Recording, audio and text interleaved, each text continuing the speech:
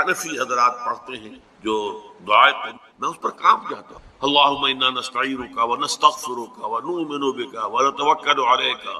یہ جو کتنے بڑے بڑے دعوے، اے اللہ ہم تجھ ہی پر توکل کرتے ہیں، تجھ ہی پر ایمان رکھتے ہیں، تجھ ہی سے استعانت کرتے ہیں. اتنے بڑے بڑے دعوے ہیں کہ آدمی کا دل کانپتا ہے. اگر وہ واقعتاً جو ہے اپنے آپ کو بھی دیکھ رہا ہو کہ میں کہاں کھڑا ہوں، میری حیثیت کیا ہے، کتنا کچھ توکل میرا اللہ تعالیٰ کی ذات، تو آدمی ڈرتا ہے، کانپتا ہے. اس سے وہ جو اہل حدیث حضرات پڑھتے ہیں اللہم اہدنا فیمن ہدیت وعافنا فیمن عافیت وتولنا فیمن تولیت، یہ دعا ہے. اے اللہ ہمیں عافیت بخش دے، ہمیں ہدایت بخش دے. تو کوئی حرج نہیں اس کے کہنے میں، دعا جتنی چاہو مانگو، اللہ سے جتنا چاہو مانگو، وہاں کوئی لمٹ کی ضرورت ہی نہیں. لیکن یہ دعوے کرنا انا نستعینک ونستغفرک ونؤمن بک ونتوکل علیک ونثنی علیک الخیر ونشکرک ولا نکفرک ونخلع ونترک من یفجرک، کتنا بڑا دعویٰ ہے. جو بھی تیری نافرمانی کرتا ہے ہم اس سے تعلق منقطع کر لیتے ہیں. کتنے لوگ ہیں جو تعلق منقطع کرتے ہیں. ہماری دوستیاں جو کی تو رہتی، ہماری محبتیں جو کی تو رہتی، ہماری مجلس آرائیاں جو کی تو رہتی. فساق بھی ہیں، فجار بھی ہیں، اللہ کے احکام کو توڑنے والے بھی. نخلع ونترک من یفجرک، اے اللہ ہم چھوڑ دیتے ہیں، قطع تعلق کر لیتے ہیں ان سب سے جو تیرے احکام کی نافرمانی. کون ہے جو آج اس کے اوپر پورا اترا؟ بالکل وہی بات یہاں ہے، ایاک نعبد و ایاک نستعین. پروردگار یہ بہت بڑا دعویٰ ہے جو ہم نے کر دیا، بہت بڑا عہد اور میثاق کیا ہے. یہ کووننٹ کو کہا جاتا ہے، کووننٹ ہے، یہ میثاق ہے. الذی واثقکم بہ، اللہ تعالیٰ نے تمہیں جکڑ لیا ہے ایک میثاق کے اندر، ایک عہد کے اندر. اس عہد کو تم تازہ کرتے ہو ہر رکعت، نماز کی ہر رکعت میں ایاک نعبد و ایاک نستعین. And this is the crux of the matter. الحمدللہ رب العالمین الرحمن الرحیم مالک یوم الدین ایاک نعبد و ایاک نستعین. یہ اللہ کی حمد و ثنا ہے، جتنی چاہو کر لو، لیکن تیری ہی بندگی کرتے ہیں اور کریں گے. یہ بہت بڑا دعویٰ ہے، بہت بڑا اقرار ہے، بہت بڑا کووننٹ ہے، بہت بڑا میثاق ہے، بہت بڑا عہد ہے. اس میں ہم اے اللہ پورے نہیں اتر سکیں گے مگر تیری مدد سے، تیری تائید سے، تیری توفیق سے، تیری تحصیل سے. ایاک نستعین میننگ آف پریئر ان اسلام بڑا عظیم. اس نے جو نقشہ کھینچا ہے کہ یہ پریئر کیا ہے. انائے صغیر، یہ ایگو میرا، میری انا، میری خودی. انائے صغیر، انائے کبیر کے روبرو.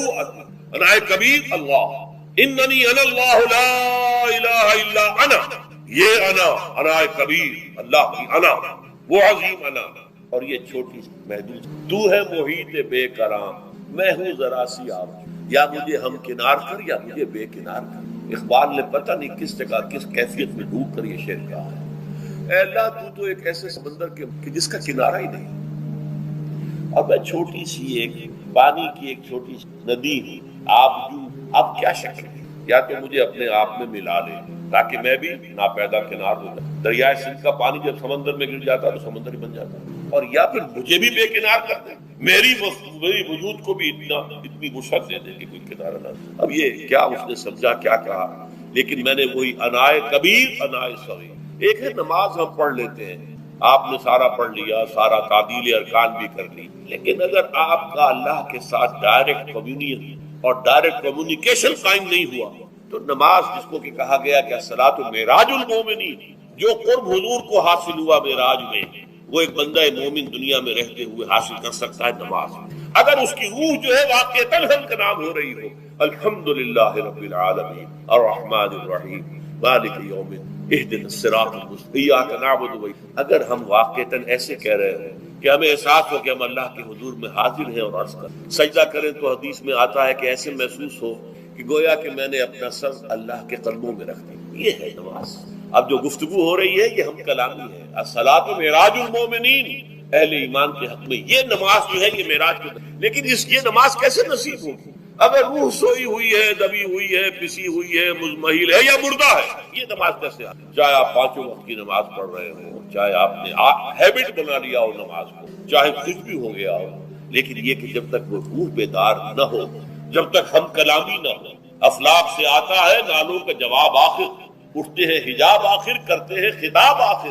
جب تک یہ نہ ہو، جیسے کہ میں ایک حدیث قدسی انشاءاللہ آج سناؤں گا سورہ فاتحہ کی، کہ اللہ تعالیٰ کے سامنے جب کھڑا ہو کر انسان جب کہتا انی وجہت وجہی للذی فطر السماوات والارض حنیفا، دائیں بائیں سے بالکل اپنا تعلق کاٹ کر میں نے اپنا رخ کر لیا ہے اس اللہ کی طرف جس نے آسمان اور زمین کو پیدا ہے۔ اب یہ توجہ وجہت، اگر یہ جو ہے چہرہ تو ہم نے کر دیا خانہ کعبہ کی طرف، اندر سے ہماری روح متوجہ نہیں ہوئی، وہ سوئی پڑی، اسے پتہ ہی کچھ نہیں کہ کیا ہو رہا، تو اس صورت میں وہ کیا ہے؟ ظاہری بات تو پوری ہو گئی، نماز کا ثواب ہو جائے گا، فرض کی ادائیگی کا ثواب مل جائے گا، لیکن وہ اصل نماز تو حاصل نہیں ہوتی۔ یہ ہے وہ بات کہ وَإِذَا سَأَلَكَ عِبَادِي عَنِّي فَإِنِّي، اے نبی جب میرے بندوں کی روحیں بیدار روانا ہو جائیں حیات تازہ سے، وہ ہم کنار ہو جائیں اور پھر وہ میرے بارے میں میرا تقرب حاصل کرنا چاہتا ہوں، آپ سے پوچھے تو کہیے میں قریب ہوں۔ قرآن حکیم نے بھی سورہ آل عمران کے آخری رکوع میں ذکر کو سب سے پہلے اور سب سے اہم عامل کی حیثیت سے شمار کیا ہے۔ چنانچہ اس کی پہلی آیت جو ہے سورہ آل عمران کے آخری رکوع کی، اس میں تو وہی مضمون جو میں بیان کر چکا وہ آیا ہے، ان فی خلق السماوات والارض واختلاف اللیل والنہار لآیات لأولی الالباب، یقیناً آسمان اور زمین کی تخلیق میں اور دن اور رات کے الٹ پھیر میں نشانیاں ہیں ہوش مندوں کے، ان کے ذریعے سے انسانی شعور کے اندر وہ معرفت رب اجاگر ہوگی۔ وہ پہلا مرحلہ اس نے طے کر لیا، وہ ڈورمنٹ معرفت اب ایکٹیویٹ ہو گئی۔ اب مزید فکر کا مرحلہ ہے جو اگلی آیت میں آیا ہے، الذین یذکرون اللہ قیاما وقعودا وعلی جنوبہم ویتفکرون فی خلق السماوات والارض ربنا ما خلقت ھذا باطلا سبحانک فقنا عذاب النار۔ یعنی تفکر جو ہے ویتفکرون فی خلق السماوات والارض، وہ تفکر کرتے ہیں، غور و فکر کرتے ہیں آسمان اور زمین کی تخلیق میں، لیکن اس تفکر کے ساتھ لازماً ذکر اور ذکر مدام، ذکر بھی وہ کہ جو مستقل ہو، ہر حالت میں ہو۔ الذین یذکرون اللہ قیاما وقعودا وعلی جنوبہم، وہ لوگ کہ جو اللہ کو یاد رکھتے ہیں، اللہ کا ذکر کرتے ہیں، کھڑے ہوئے بھی، بیٹھے ہوئے بھی، اور اپنے پہلوؤں کے بل یعنی لیٹے ہوئے بھی۔ اب ان تین کے سوا تو کوئی پوزیشن انسان کی نہیں ہے، اسی کا نام ہے دوام ذکر۔ اور اس کے ساتھ اگر وہ تفکر کرتے ہیں تو ان کا فکر اگلی منزل تک پہنچتا ہے۔ تو پہلی شے تھی فکر انسانی کی صحیح رخ پر مزید پیش قدمی اور پیش رفت، اور اس کے لیے لازم ہے ذکر و فکر کا امتزاج۔ دوسری چیز کو لیجئے عمل کی درستی۔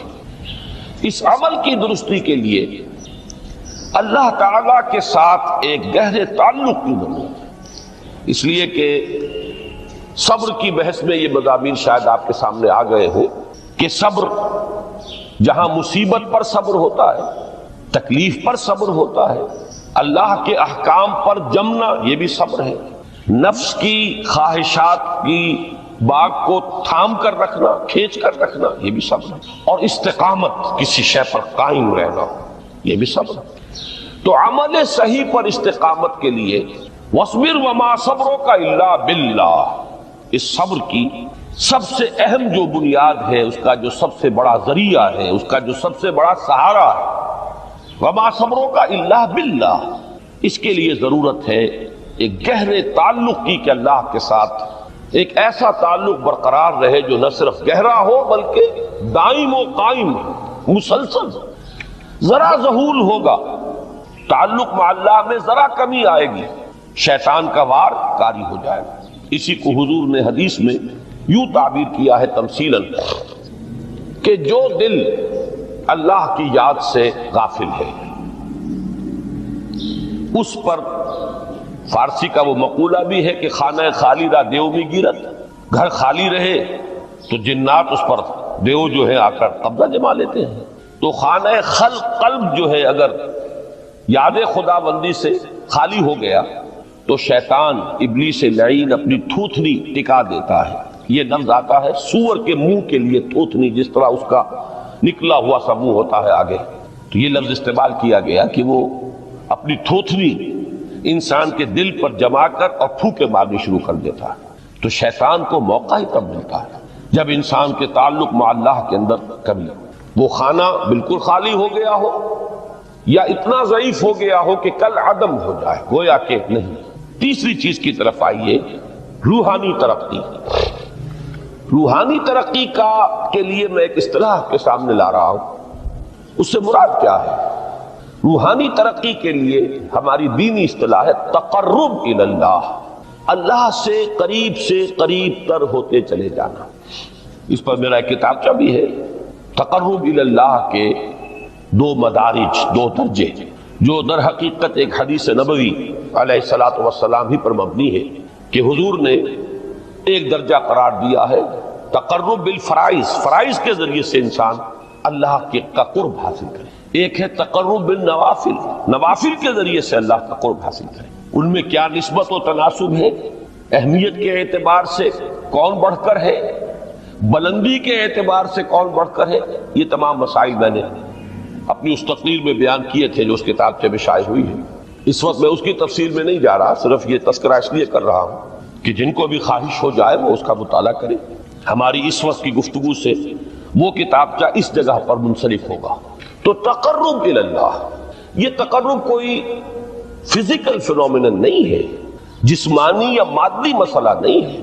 اللہ سے قرب یہ نہیں ہے کہ کوئی کروڑوں میل کا فاصلہ ہے، اب ہمیں کوئی رسی پر چڑھنا ہے اوپر بڑی محنت اور مشقت سے، فصل تو ہے ہی نہیں، فاصلہ ہے ہی نہیں، بعد ہے ہی نہیں۔ نحن اقرب الیہ من حبل الورید، ہم تو انسان سے اس کی شہرگ سے بھی زیادہ قریب ہیں۔ ہوا معکم اینما کنتم، وہ تو تمہارے ساتھ ہی ہوتا ہے جہاں کہیں بھی تم ہو، بس صرف یہ کہ تمہاری توجہ نہیں ہوتی، تم اور چیزوں میں مشغول و مصروف رہتے ہو، تم ہماری طرف دھیان ہی نہیں دیتے، تم ہماری طرف متوجہ ہی نہیں ہوتے۔ ہم تو مائل بے کرم ہے، کوئی سائل ہی نہیں، راہ دکھلائیں کسے رہنو منزل ہی نہیں۔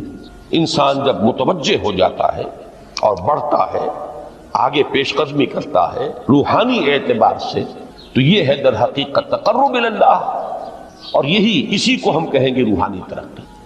اب ان 3 چیزوں کو اگر آپ نے ذہن میں جما لیا، پھر میری بات کی ترتیب اس کو ذہن میں قائم کیجئے۔ ہم چلے کہاں سے؟ کہ دین کے ساتھ اصل مناسبت فلسفے کی نہیں، حکمت کی۔ نمبر 2، حکمت قرآنی کا پہلا اور اہم ترین اور بنیادی مسئلہ معرفت رب کا حصول ہے۔ اس کا نتیجہ شکر خدا بندی، اس کا ذریعہ آیات آفاقی، آیات انفسی، اور سب سے بڑھ کر آیات قرآنیہ ہیں، جو الذکر ہے، جو تذکرہ ہے، جو ذکرہ ہے۔ لیکن اس پہلے مرحلے کو اگر کوئی انسان بفضل ہی تعالی، اللہ کے فضل و کرم سے طے کر لے، اب اس کے سامنے 3 مسئلے، فکر کی مزید پیش رفت، مزید پیش قدمی صحیح رخ پر، اس کے لیے ذکر اور فکر دونوں کا امتزاج لازمی ہے۔ فقر قرآن اختلاط ذکر و فکر۔ الذین یذکرون اللہ قیاما وقعودا وعلی جنوبہم ویتفکرون فی خلق السماوات والارض۔ دوسری شے عمل کا درست رہنا، نہ افراط و تفریط ہو، عدم توازن ہو، نہ انسان نفس سے مغلوب ہو جائے، نہ انسان جذبات کی رو میں اندھا ہو جائے، نہ انسان ماحول سے مرعوب ہو کر متاثر ہو جائے، صحیح رخ پر اس کا عمل۔ نمبر 3، روحانی ترقی، جو اصل حاصل ہے، جو اصل مقصود ہے۔ نمبر 2 چیز کے لیے تعلق مع اللہ ضروری، نمبر 3 کے لیے تقرب الی اللہ۔ اب غور کیجئے، ان تینوں چیزوں کا بڑا گہرا تعلق ہے نماز کے ساتھ، ان تینوں کے لیے ستون کی حیثیت نماز کو ہے۔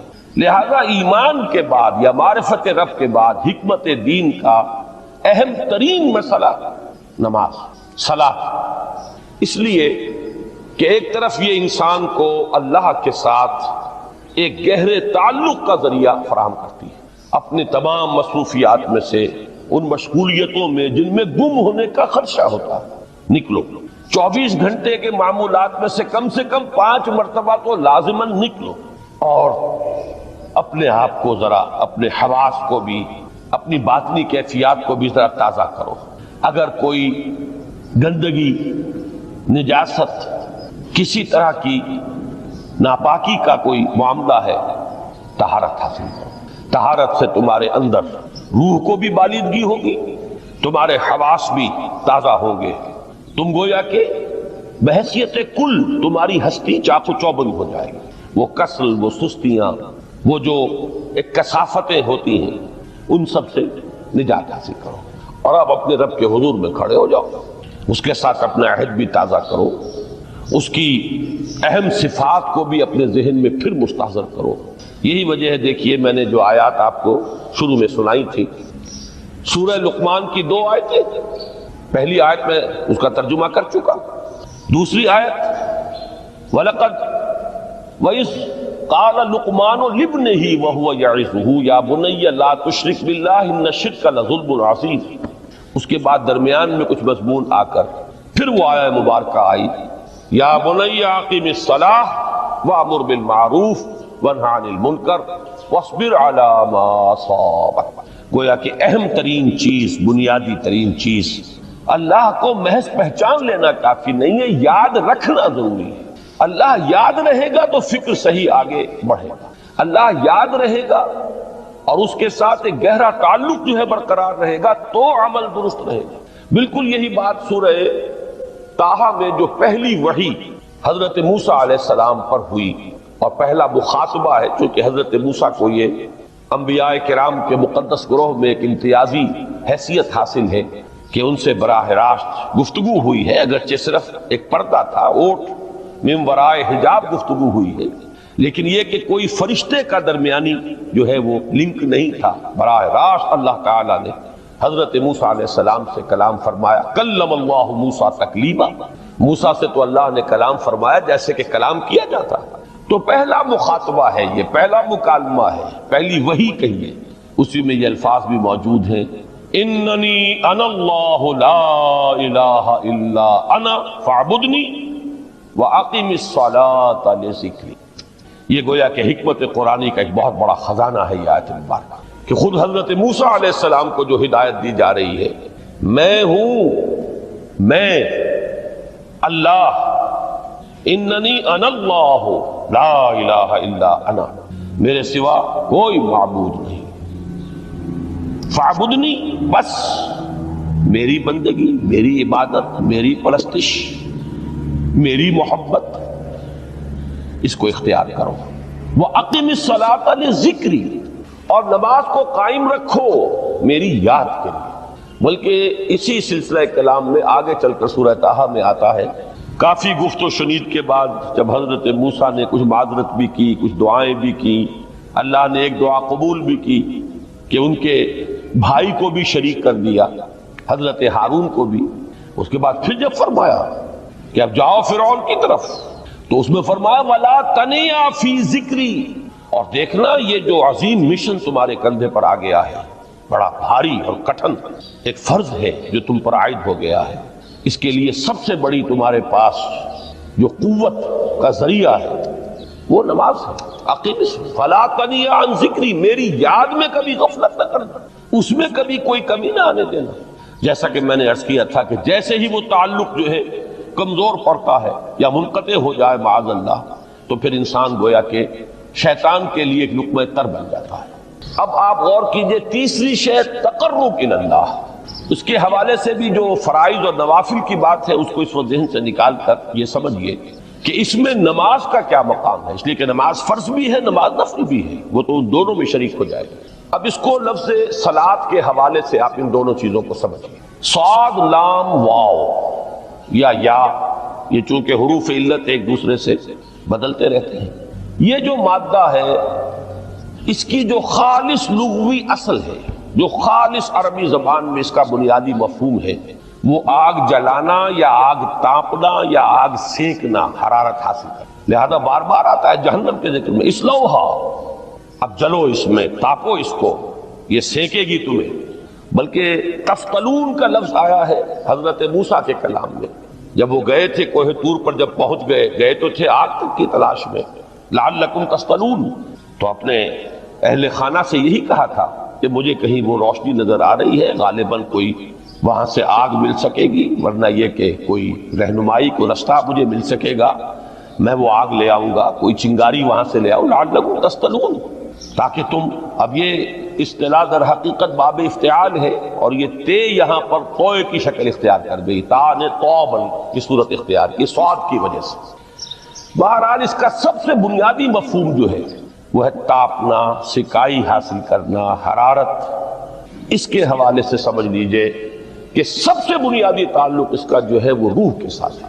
روح میں محبت خداوندی کی آگ اگر ٹھنڈی پڑ گئی ہو، اگر محبت خداوندی کی حرارت میں کمی ہو گئی تو اس کو اثر نو، جس کو کہ میں آج سوچ رہا تھا تو ایک لفظ ذہن میں آیا کہ جیسے بیٹری اس کو ریچارج کیا جاتا ہے، اسی طریقے سے روح کے اندر محبت خداوندی کی اس حرارت کو اثر نو تازہ کرنا، یہ ہے در حقیقت نماز کا اصل مقصد۔ اس لیے کہ اس لفظ کا بنیادی مفہوم، اصل لغوی مفہوم تو یہ، اگرچہ اس کا سب سے زیادہ کثرت سے جو استعمال ہوتا ہے، اور لفظ صلاۃ جس سے در حقیقت جس تصور پر مبنی ہے وہ ہے اقدام، کسی کی طرف متوجہ ہونا اور پھر دعا۔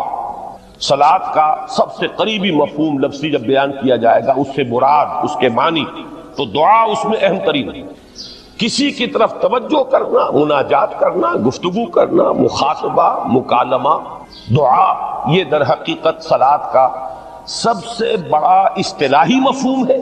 لیکن جو اس کا مادہ ہے، صاد لام واو یا صاد لام یا، اس کا اصل مفہوم جو ہے وہ تاپنا، حرارت حاصل کرنا۔ تو ان دونوں کے حوالے سے عرض کر رہا ہوں، وہ تاپنا اور حرارت حاصل کرنا وہ ہے روح کے اعتبار سے۔ وہ جو کہا اقبال نے کہ بجھی عشق کی آگ اندھیر ہے، مسلمان نہیں راہ کا ڈھیر۔ یہ عشق کی آگ جب بجھ جاتی ہے، در حقیقت یہی تو انسان کی روحانی موت ہے۔ جب یہ نہ رہے تو چاہے منطق میں بہت انسان ماہر ہو، مجھے اقبال کا ایک شعر یاد آیا ہے تقابل کرتے ہوئے، ایک انسان محکوم اور ایک انسان حر، آزاد انسان، ان کی نفسیات میں جو بنیادی فرق علامہ اقبال نے مختلف مواقع پر بیان کیے ہیں۔ محکوم ہے بیگانہ اخلاص و مروت، ہر چند کے منطق کی دلیلوں میں ہے چالاک۔ تو منطق کی دلیلوں میں انسان چالاک ہو جائے اور وہ لغت ہائے حجازی کا وہ ایک خزانہ بن جائے، اسے تمام الفاظ کے معنی یاد ہو، وہ بڑے مسائل فقہ کے اسے ازبر ہو، جزیات، بے انتہا جزیات جو ہے وہ مستحضر ہو، فلسفے کے بڑے بڑے مسئلے اس نے حل کر لیے ہوں، لیکن اگر روح میں وہ اللہ کی محبت کی آگ نہیں ہے، وہ تپش نہیں، بجھی عشق کی آگ اندھیر ہے، مسلمان نہیں راہ کا ڈھیر۔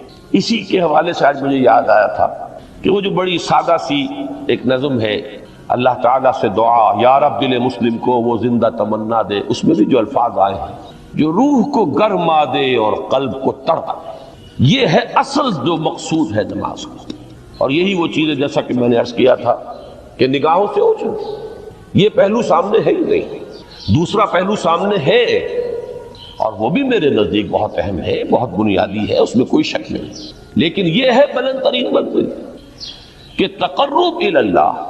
اس کے لیے در حقیقت یہ کس لیے درکار ہے؟ روح کے اندر عشق کی حرارت اور گرمی تازہ ہوتا ہے۔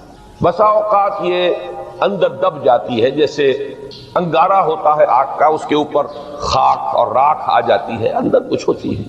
آگ دبی ہوئی سمجھ، آگ بجھی ہوئی نہ جان، اس دبی ہوئی آگ کو پھر ایک شعلہ بنانا، پھر اس کے اندر ایک حیات تازہ پیدا کرنا، یہ ہے نماز کا اہم ترین اور بلند ترین مقصد۔ لیکن اس کے ساتھ ہی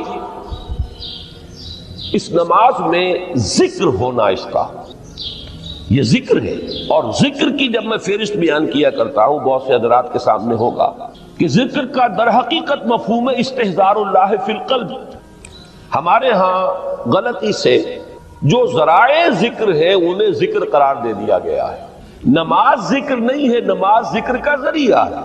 اقیم الصلاۃ لذکری، نماز قائم کرو میرے ذکر کے لیے۔ یہ اللہ اللہ کہنا یا ادعیہ معصورہ جو حضور صلی اللہ علیہ وسلم کی مسنون دعائیں ہیں، انہیں اپنے تمام معمولات دنیاوی کے ساتھ ساتھ ان دعاؤں کو بھی انسان پڑھتا رہے، اللہ سے دعا کرتا رہے، یہ تمام ذرائع ذکر ہے۔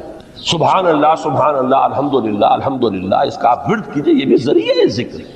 حقیقت میں ذکر ہے استحضار اللہ فی القلب، اللہ کو دل میں لے آنا، اللہ کو دل میں حاضر کر لینا، اصل میں تو ترجمہ ہوگا، لیکن حاضر جاننا، یہ کیفیت جو ہے انسان کو حاصل ہو جائے۔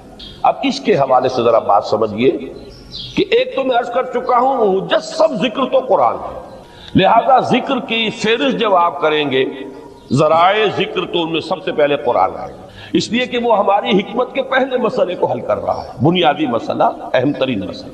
دوسرے نمبر پر ذکر جو ہے، اب اس کے لیے کچھ اصطلاحات جو میرے مختلف دروس میں شاید آپ کے سامنے بعد میں آئیں یا پہلی آ چکی ہوں، ان کے حوالے سے میری بات سمجھیں۔ ایک ذکر غیابی ہے، تھرڈ پرسن میں، صیغہ غائب میں اللہ کی یاد کرنا، اللہ اکبر اللہ اکبر اللہ اکبر۔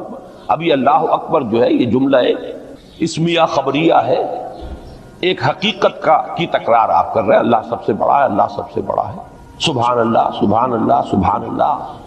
یہ در حقیقت ذکر غیابی ہے کہ آپ اس میں مخاطب نہیں ہے اللہ سے، ایک ذکر خطابی کہیں یا ذکر حضوری کہیں جس میں مکالمہ ہوتا، جس میں گفتگو ہوتی۔ تو نماز در حقیقت ذکر حضوری اور ذکر خطابی کی بلند ترین شکل ہے۔ اس لیے میں نے عرض کیا تھا کہ نماز کے لفظ یا صلاۃ کے لفظ یہ اصطلاحی معنی جو اکثر و بیشتر کیے جاتے ہیں وہ ہے دعا، اور دعا میں ہوتا کیا ہے؟ مکالمہ ہے، مخاطب، اے اللہ، اے میرے رب، اے پروردگار۔ پھر یہ کہ اس میں اقدام اور کسی کی طرف متوجہ ہونا، یہی وجہ ہے کہ افتتاح صلاۃ، نماز کو شروع کرنے کے لیے ایک تو وہ الفاظ جو قرآن مجید میں آئے ہیں، انی وجہت وجہی للذی فطر السماوات والارض حنیفا وما انا من المشرکین۔ یہ ہے توجہ کا ارتکاز، بشرطے کہ یہ صرف الفاظ ہی نہ نکل رہے ہوں، واقعتاً یہ تعبیر ہو اس وقت کی انسان کی نفسیاتی کیفیت کی، کہ شعوری طور پر وہ فیصلہ کرتا ہے کہ اب میں منقطع ہو رہا ہوں، ہر چہار طرف سے اپنی توجہ کو ہٹا کر، ہر مسئلے سے اپنے آپ کو خالی و ذہن کر کے، یعنی ظاہری اور باطنی دونوں اعتبار سے میں اپنی توجہ کا ارتکاز کر رہا ہوں اس ذات کی طرف جس نے آسمانوں اور زمین کو پیدا کیا، اور بالکل یکسو ہو کر رہا ہوں۔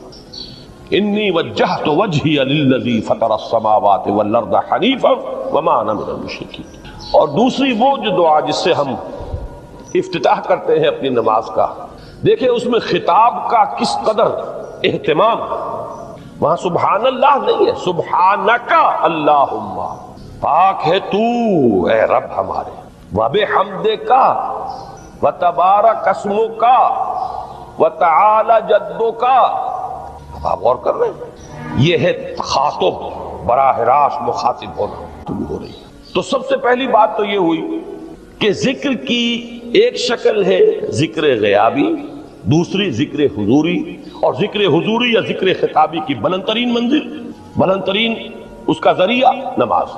اس کو ایک پہلو سے اور سمجھ لیجئے، سورہ فاتحہ جب پھر ہم پڑھتے ہیں جسے الصلاۃ کہا گیا ہے، جو لب لباب ہے، خلاصہ ہے، اس میں پھر تدریجاً غیاب سے حضور کی طرف پیش قدمی ہوتی ہے۔ الحمدللہ رب العالمین الرحمن الرحیم مالک یوم الدین، یہ ذکر غیابی ہے، اس میں ابھی خطاب نہیں آیا، یہ وہی جملہ اسمیہ ہے، کل تعریف اس اللہ کے لیے ہے جو تمام جہانوں کا پروردگار ہے، مالک ہے، جو رحمان ہے، رحیم ہے، جزا و سزا کے دن کا مختار و مالک ہے۔ اب یہ غیاب سے حضور کی طرف، ایاک نعبد و ایاک نستعین اہدنا الصراط المستقیم، یہ ہے وہ۔ اب پہلے ایک معاہدہ ہے، ایک اقرار ہے، اعتراف ہے، وعدہ ہے، اور پھر دعا ہے، استدعا ہے کہ حضور نے فرمایا، یقول اللہ تعالی، اللہ یہ فرماتا ہے، اسی لیے اس کو حدیث قدسی کریں گے، قسمت الصلاۃ بینی و بین عبدی نصفین، میں نے نماز کو اپنے اور اپنے بندے کے مابین آدھا آدھا تقسیم کر دیا۔ اب یہاں تک تو جملہ ہے اللہ کا، یہ ہے حدیث قدسی۔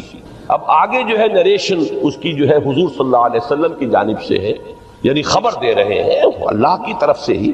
ویسے تو تمام احادیث ہی گویا کہ ہم سمجھتے ہیں انسپائرڈ تو اللہ کی طرف سے ہی، لیکن یہ کہ جہاں صراحت ہو کہ اللہ کہتا ہے وہ حدیث قدسی۔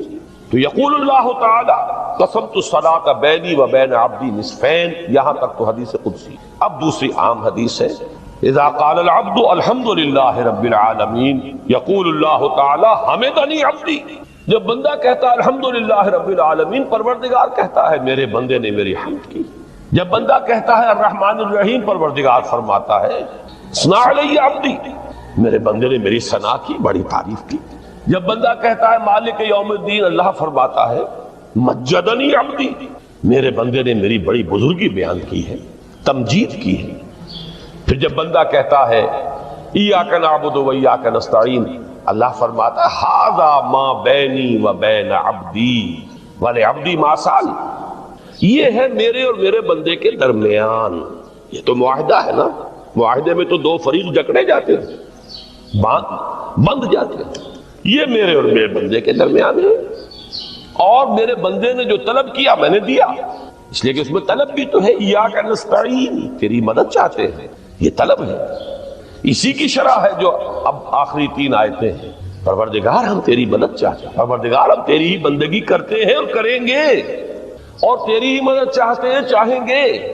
اگر حال میں اس کا ترجمہ کریں گے زمانہ حال کے اعتبار سے، اس لیے کہ فعل مضارع میں تو دونوں موجود ہیں، شامل ہیں، تو یہ ایک اعتراف ہے، اظہار حال ہے۔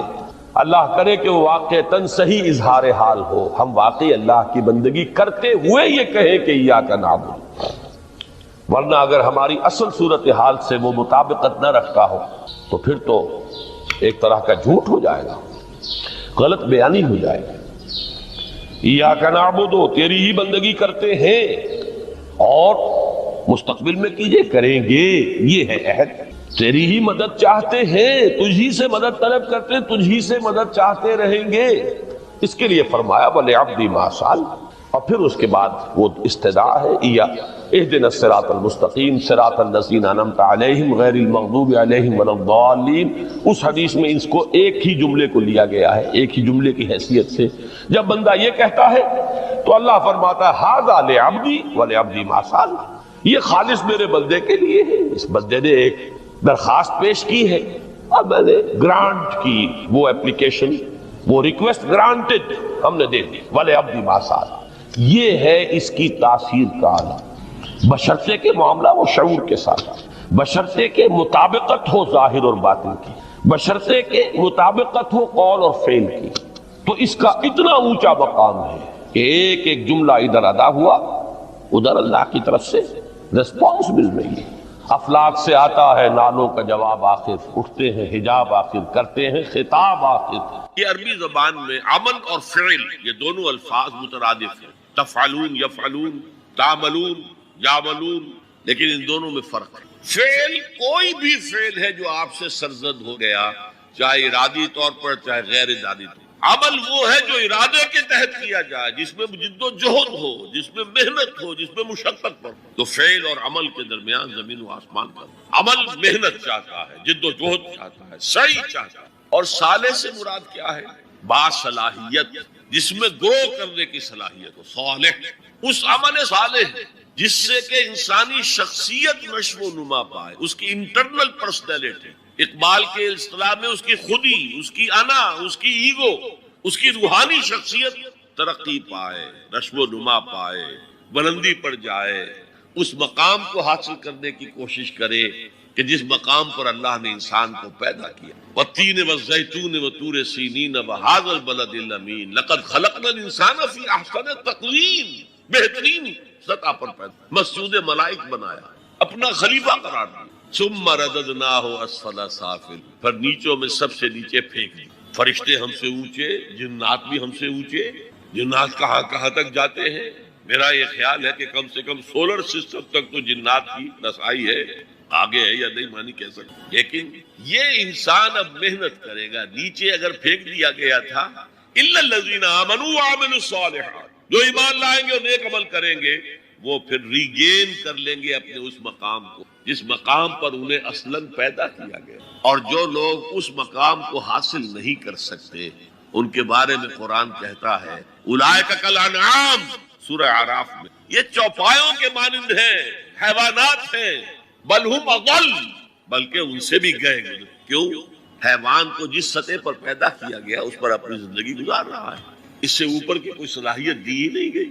انسان کو لقد خلقنا الانسان فی احسن تقویم، اگر انسان حیوان کی سطح پر گر جائے جیسے کہ آج گر چکا ہے تو وہ حیوانات سے بدتر۔ اولئک کالانعام بل ہم اضل، لہم قلوب لا یفقہون بہا لہم اعین لا یبصرون لہم آذان لا یسمعون، ان کا دل ہے اس سے غور نہیں کرتے، آنکھیں ہیں ان سے دیکھتے نہیں، کان ہیں ان سے سنتے نہیں۔ کیا ابو جہل آنکھ سے نہیں دیکھتا تھا؟ کیا ابو جہل کان سے نہیں سنتا تھا؟ یہ وہ انر شخصیت ہے آپ کی، وہ روحانی شخصیت ہے آپ کی، جو دیکھتی ہے بغیر ان آنکھوں کے، جو سنتی ہے بغیر ان کانوں، جو غور و فکر کرتی ہے اس عقل سے نہیں بلکہ اس قلب سے۔ تو اللہ نے تو سب کچھ دیا تھا، ہر ایک نے وہ روح کی ہوئی، لیکن یہ لوگ اپنی روح سے بیگانہ ہو گئے ہیں، بھول گئے ہیں کہ ہمارے اندر کوئی ڈیوائن ایلیمنٹ بھی ہے، ڈیوائن سپارک۔ یہ لفظ جو ہے مغربی فلسفے میں استعمال ہوتا ہے، ڈیوائن سپارک، ایک شعلہ ملکوتی ہمارے اندر ہے، انہوں نے بھی دیکھا ہے۔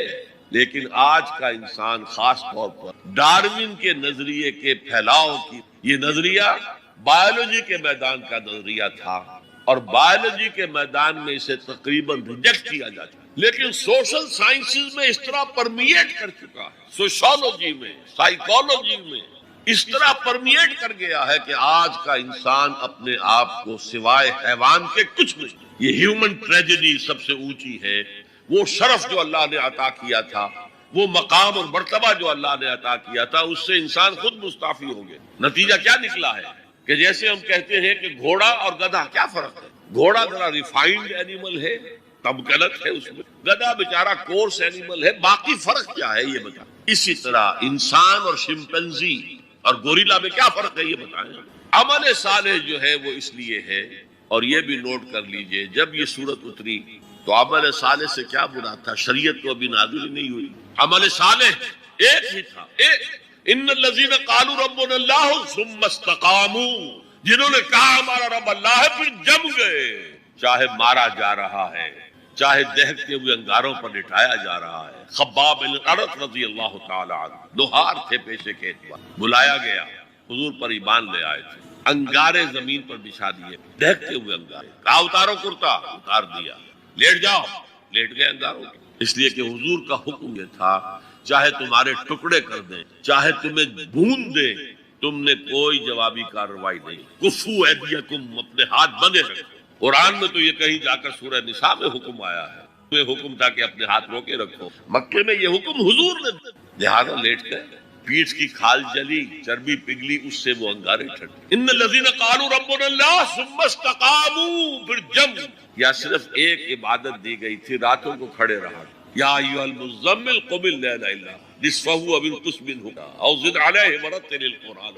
اے کمبل میں لپٹ کر لیٹنے والے صلی اللہ علیہ وسلم، کھڑے رہا کرو رات کو سوائے تھوڑے سے حصے کے، نصفہ آدھی رات، اب انقص منہ قلیلا، یا اس میں سے کچھ کم کر لو تو ایک تہائی رات، او زد علیہ، یا آدھی رات پر اور اضافہ کرو تو دو تہائی رات، اور قرآن پڑھتے رہو پڑھتے رہو پڑھتے رہو پڑھتے رہو۔ حالانکہ قرآن کتنا نازل ہوا تھا؟ کیا یہ 30 پارے موجود تھے؟ جو چند آیتیں اتری ہیں، repeat and repeat and repeat and repeat, hammer them down, یہ عبادت۔ باقی نہ ابھی 5 وقتہ نماز ہے، نہ روزہ ہے، کوئی شے نہیں، نہ سود حرام ہے، نہ شراب حرام ہے۔ تو عمل الصالحات اب ہمارے سامنے جب آئیں گے تو اس کے 2 حصے ہیں، ایک بیسک ہیومن موریلٹی، وہ چیزیں جو تمام ادیان، تمام مذاہب، تمام فلسفوں کے اندر مشترک ہے۔ جھوٹ بولنا برا ہے، سچ بولنا اچھا ہے، وعدہ پورا کرنا اچھا ہے، وعدہ خلافی کرنا برا ہے، کسی کی ضرورت پوری کر دینا اچھا ہے اور کسی کو جھڑک دینا برا ہے، والدین کی خدمت کرنا اچھا ہے اور اس سے اعراض کرنا برا ہے۔ کون نہیں جانتا؟ یہ تو ہے بیسک موریلٹی جو مکی صورتوں میں شروع میں آئی ہے، بہت بہت تکرار کے ساتھ۔ ارأیت الذی یکذب بالدین فذلک الذی یدعو الیتیم ولا یحض علی طعام المسکین۔ کیا تم نے دیکھا اس شخص کو جو جزا و سزا کا منکر ہے، آخرت کا منکر ہے؟ وہی تو ہے جو یتیم کو دھکے دیتا ہے اور مساکین کو کھانا خود کھلانا تو درکنار، کسی اور کو بھی کہنے کو تیار نہیں ہے کہ کھانا کھلا۔ پتہ نہیں پلٹ کر وہ کہہ دے تم کیوں نہیں کھلا۔ ویل لکل ہمزۃ لمزہ، ہلاکت ہے ہر اس شخص کے لیے جو رو در رو عیب چینی کرتا ہے یا پیچھے برائی کرتا ہے، طنز کرتا ہے۔ ویل لکل ہمزۃ لمزہ الذی جمع مالا وعددہ، مال جمع کرتا ہے، گنتا رہتا ہے، اب میرا بیلنس شیٹ یہاں آ گیا ہے، اب بیلنس شیٹ یہاں آ گیا ہے، پہلے اتنے کروڑ کے ایسٹس تھے، آج اتنے کروڑ کے، اسی حساب کتاب میں۔ بیسک ہیومن موریلٹی اور شریعت آئیں گے۔ اب وہ شریعت پوری ہو چکی محمد رسول اللہ صلی اللہ علیہ وسلم پر، اب ہمیں اس پر عمل کرنا ہے، اور یہ کوئی بوجھ نہیں ہے، یہ ہماری شخصیت کی نشو و نما کے لیے۔ میں ایک مثال دیا کرتا ہوں، آپ کسی پہاڑی اسٹیشن کی طرف جا رہے ہوں، گرما کا صدر مقام کوئی ہوتے ہیں پہاڑی، شملہ ہوتا تھا کبھی، تو آپ دیکھیں گے سڑک پر جاؤ بجا نشانات لگے ہوئے، یہاں سپیڈ کم کر لو ورنہ ٹرن ایسا آ رہا ہے کہ ہو سکتا ہے کہ سپیڈ کم نہ ہو تو تمہاری گاڑی جو ہے وہ سیدھی کھائی میں جائے۔ تو یہ جو کوشنز ہیں یہ اس کی بھلائی کے لیے ہے۔ آدمی کہ خامخواہ ہمارے اوپر پابندی لگا رکھی ہے، نہیں، تمہاری بھلائی کے، شریعت تمہاری بھلائی کے لیے ہے، تمہاری شخصیت کے صحیح نشو و نما کے لیے ہے، تاکہ تم اس مقام پر پہنچ جاؤ جس مقام پر کہ اللہ تعالیٰ نے تمہیں پیدا کیا۔ والتین والزیتون وطور سینین وہذا البلد الامین لقد خلقنا الانسان فی احسن